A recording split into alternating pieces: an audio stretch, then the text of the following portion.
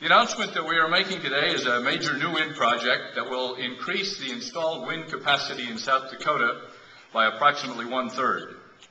The project, the Day County Wind Project, will be located in southern Day County and have an installed capacity when it is completed next year of 99 megawatts. The project will be built and owned by NextEra Energy, with the project output purchased by the cooperatives through Basin Electric Power Cooperative that serves both East River Electric and its members and Rushmore Electric and its members, serving all of the rural areas in South Dakota. Listen, this project is going to bring new jobs and $250 million of investment and additional green energy to South Dakota. That doesn't happen every day. And just as importantly is to note that $250 million of investment doesn't happen by accident.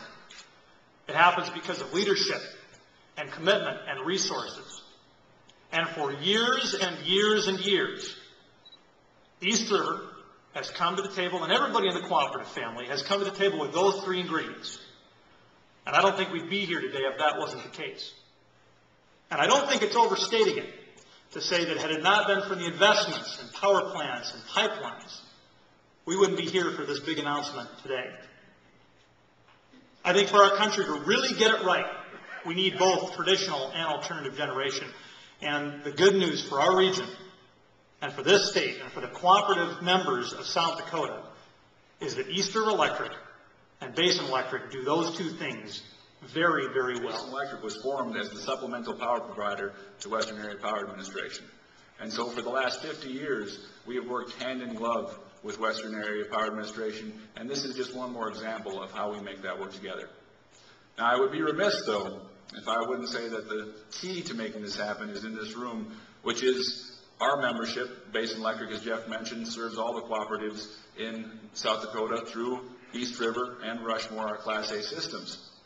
And it's that bedrock that Dusty Johnson mentioned that has been built over the last 50 years that allows these types of things to move forward. And so I appreciate and thank the membership for all their support in allowing us to make these types of We have the statutory obligation of operating at the lowest possible cost, consistent with sound business principles. And this deal falls directly within that statutory obligation. In my mind, it speaks to the concept that has been projected that renewables do have a place in our portfolio. As Dusty mentioned, it's a combination of traditional resources along with renewable resources that can be used to meet our commitments and the commitments of the cooperatives and the members to serve the communities in their parts of the country. And to echo something that Mike said, you know, our relationship with the cooperatives is one that was built on trust. And I had the good fortune of being on the ground floor of that. This is our 5th project with Basin Electric, but if you look back at what we have done over the last few years, cooperatives have been our key customer throughout the Midwest.